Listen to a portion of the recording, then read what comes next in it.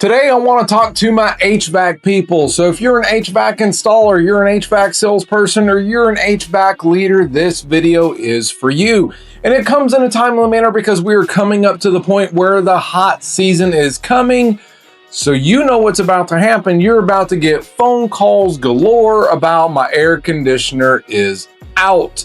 And this is the premise of what we're talking about today. So if you're in the HVAC industry, I want you to pay attention because we're going to talk about how you can lead the industry this season in HVAC.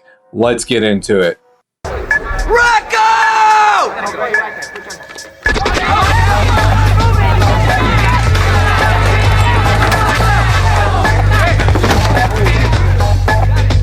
So where I want to start off is, like I said, we're fixing to come into the busy season for the HVAC companies. And why is that? Because it's about to get hot, the systems are about to overwork, and they're about to start shutting down.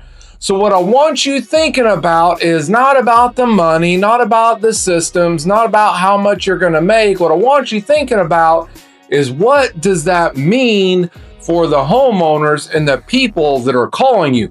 It means they have an immediate need and an immediate problem. And you need to be thinking from their standpoint, not your own. What that means is when they call, why are they calling? They're calling because they have a problem, right? If they're waiting until it's hot, then that means they are now in a problem. They are in a crisis scenario.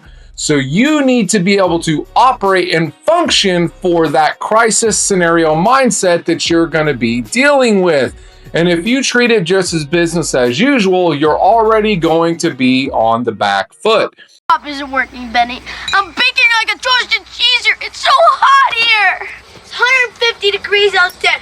You can't play. Now, before we get too far into the details about how you can and can't do better in this season, I want to tell you a little story about me, myself, personally, and my HVAC experience. So there was a time when my wife and I, we knew that our AC was going to go out. The system was original to 92, and this sucker was somehow holding on 30 years later. I mean, every time, every summer came, when we hit that thermostat button, we knew, oh my gosh, today could be the day. Well, eventually this day happened. System went, no thank you. It left the chat, and the heat entered, right? So we automatically know, all right, this is it. Time to get the big boy. It's going to be ante-up time. So we did what everybody says to do. We're going to call 3 people because if you just call one guy, I mean, you're not doing yourself any good. So I'm going to speed up the story a little bit here, but 3 folks come out. They all pitched the exact same product, meaning they all had the same manufacturer in which they were recommending. So, hey, manufacturer, they're doing a great job. It's what everybody in the area was offering, but there was a massive difference in one of them. So the first 2 come out, they take a look around, they're there for about 5 minutes, they ask me a couple questions, they look at the machine outside, they come back, they got their fancy doodles and their hippity-hoos on their iPad, and they give me quotes, and their quotes are literally within like 50, 60 bucks of one another. They were not very far off. So then the next fella comes out, he's there for about 30 minutes. Now this guy comes inside, he looks at every single room, he looks outside, he gets up in the attic right away. I know offhand, this fella is actually looking to fix a problem because he knows, well, this is an old system. Things maybe have changed in the past 30 years. Maybe there's something else that could be causing a problem or needs to be updated as well. And something that I knew right from the get-go when we moved into this house, for some reason in our big old living room, our big old kitchen area, they each had one vent. And I thought from the very beginning, well, that's kind of stupid. I don't know how that ever made it to have one little vent in these big old rooms. So, shocker, he's the first one to bring that up and be like, hey man, y'all ain't got enough vents in this thing. I'm like, 100%, I agree with you. But then he tells me something I didn't know. So our system outside did not match the ductwork on the inside, meaning what was on the inside was a ton less rated than what we actually needed. So the other fellas, even though they were within the same price and they were significantly cheaper, what they were doing wouldn't have actually fixed our problem. They come in, they're about like $5,500, somewhere in that neighborhood. This little boy comes up with multiple options. I like options, as you guys know. And his options start at 12 grand and work their way up. So we went with the bigger quote, and we've been much happier ever since. And the air conditioning still works phenomenal to this day. So there's some takeaways that I want you to have to this story. And this is going to speak to you if maybe you're struggling in some of these areas. So if you're out there and you're trying to give a quote or a fix or a solution to a homeowner, but you're not actually looking at what the problem is and diagnosing it properly, you're not actually helping them. Maybe you got lucky and maybe you were cheap enough and maybe someone didn't know well enough and you got a couple of $5,000 jobs out there. Well, one, you're leaving money on the table, but then two, and more importantly, you are actually not helping your customers. And when it comes down to it, that is not going to be a long-lasting business. You're not going to get referrals. No, don't like that. Because here's the thing. The guys that were cheaper, had I gone with them, my story would have been, yeah, I got an air conditioning system. I probably wouldn't remember the name, wouldn't have known the company, wouldn't have known like all the things I would have known. Versus this fellow that came in, I know his name, I know the company he works for, and because of the job they did, they are who I go to for my reoccurring service, no matter what. Meaning, if something pops up, and actually this year, a problem popped up on the heater side, we waited an extra day or two versus everybody else to get them out because I trusted them. And the trust is something that be gained all at once and it can be lost all at once. So you need to understand the importance of what your business actually is and what you operate in. So let's get into some actual things that we need to know to make this season a killer season for you. Again, you need to be thinking about your customers' standpoint and their mindset and where they're at. So, number one, if they're calling you, there is a need. If it's summertime and it's hot, hey, my air conditioning went out, they have a need. My back is against the wall. This is not a test. It's the real deal. Help me. Help me. And you need to be responsive to it in the sense of from the way your phones get answered. If you have just somebody with no empathy answering that phone, you absolutely need to change that out right off the bat. You don't want an answering service. You don't want an automated service. You don't want that. You want someone on the other end of that phone that truly, genuinely cares and has empathy. Meaning, if my wife was to answer the phone and someone's like, hey, I don't have any air conditioning right now, the empathy that is going to come out of her is going to be astounding because she's been there and it is not a good place to be. Now, also going along with that need is going to be they need service right now. So I don't care what it takes. If you think, hey, we're busy, I'm a week or two out, that's not going to cut it. I mean, no one's mad at you for it. But if it's summertime temperatures, and they got to wait a week for someone to come out, just know they may make an appointment with you, but they're going to call and book with others. So if you constantly have appointments getting canceled, that's something that needs to be registering to you. What that means is there's somebody else out there in your area that's doing it faster than you are. And if they're doing it faster than you, they're already going to be a step above. Now, is there anyone out there who wants to go fast? Anybody? I want to go fast. Hey, get him a suit. Hurry up. So the second thing that people are going to be looking for is confidence. And this is a big one in you, in your ability, in your care for them, like confidence in all the ways. So when you get out there, and here's the thing, and this is something that I see technicians and salespeople in the HVAC industry do a lot. You make assumptions. Oh, I'm really good. I'm really smart. I've seen this problem before, etc., etc. Just because you've seen it before, and just because the chance is maybe 99.9% that it's going to be problem X versus problem A or whatever, doesn't mean you don't need to look at it and ask questions. Because even if you are right, if you walk in, hey, Mr. So-and-so, I'm here to look at your air conditioning system. You come back 5 minutes later, here's your problem.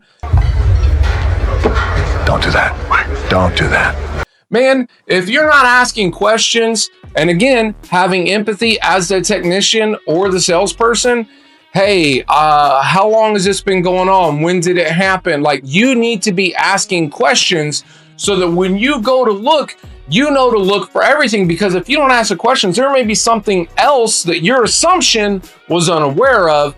And then once again, that trust that can be built and broken all at once is going to be broken. They're not going to come back to you. What'd you do?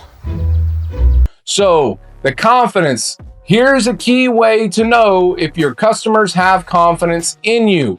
How many repeat customers do you have? How many cancellations do you have? And also, are people generally picking the cheapest option? Those three things you need to know. And if those metrics don't look good, your customers don't have confidence, and you need to absolutely have a sit down with your technicians and your salespeople. And you probably need to have some trainings. And by probably meaning you need to have some trainings. And by trainings, what I mean, don't go in there talking numbers. You need to be going in there, hey, so I see you had an appointment out at Sally Sue's house. Tell me what was going on. And you need to ask them questions that they should have been asking Sally. And if they don't have answers, then that means they didn't ask, which means they are not taking care of your customers. So look at those metrics, make sure you got good answers to them. And if not, you do not have confidence, or excuse me, your homeowners don't have confidence in you. And in a service business, if you don't have confidence, you don't have customers. Man, how good is that picture right there? I tell you what, I love it because that is someone that has a problem that is getting helped, currently hot and fixing to be nice and cool because of the service you provide. If you like what you're hearing and you want to get some of this out to your team, or you'd like to know how to communicate it better to your team, then click in the link below and let's talk about how we can help your team start making this service in the HVAC industry about the homeowners and the problems we help them solve. And the last part, and this should be a no-brainer, but a lot of times it's not, you need to make it easy. And what I mean by making it easy starts from the beginning. What does the phone call look like? Do they have someone with empathy? Or when they get that phone call, is it just an answering service where they got to leave all this information or fill out all these forms? You need to be asking them the questions, doing the filling out for them. And then also, your salespeople and your technicians have absolutely got to be sending notifications to the homeowner. Hey, Sally Sue, I'm on my way. I'll be there in X amount of time. Or if it's the day before, hey, we got you down tomorrow. You need to over communicate. If you're over communicating, you're making it easy. And then when it comes to their problem, the way you make it easy, and I don't care if you're a service technician or a salesperson, if you're a service tech and they got $100 fix, you need to give them multiple options. When they have options, they feel less pressure. When they have less pressure, it's easy. But other than that, on the making it easy, if you're a sales guy and you're offering a big, expensive system, you need to have easy payment options for them. Meaning whether it's check, whether it's card, whether you have phenomenal financing, takes a couple minutes to do. This is more a little bit on the manager's end of things. But if it is not easy to take and receive payment, you're hurting yourself. Like this service technician checking the Freon level, what I need you to do is check yourself and make sure you do the liking, the sharing, and the subscribing. Do it now. Do it now, or hundreds of people are going to be without air conditioning. That's That's not what's going to, but just do it because you're friendly. And then lastly, mainly for the leaders out there, here's what I need you to understand when it comes into the busy season. Gentlemen, you had my curiosity, but now you have my attention. You need to be aware of all the things we just talked about. You need to be aware that your customers are calling with needs. and it is your job to make sure those needs are getting met. So you need to be talking to your technicians. And a little sidebar, your technicians are absolutely the best salespeople you have. If your technicians are not constantly bringing you new systems or upgrades or leads, your technicians are not caring about their customers or their jobs. Your technicians should be leading the charge in sales. They just should be. And your salespeople need to have empathy and care. If they're just going out there just trying to sling a dollar sign, that's on you for expressing the wrong things you care about. And again, your customers are just going to start going away. So what you need to be looking at as a leader is your retention and also your satisfaction. If you don't have it, it is your job to wire their brains to think about the customers and the questions they ask, and they need to be equipped. If your sales guys are going out there and they don't know and understand HVAC, they shouldn't be your sales guy. They need to know the systems inside and out so they truly know how to solve problems. Remember, the customer's confidence is on you because you are the one that leads your team. So if you need help in these areas, rewind, watch it again, start implementing it today. And until the next one, we'll see ya on the next one.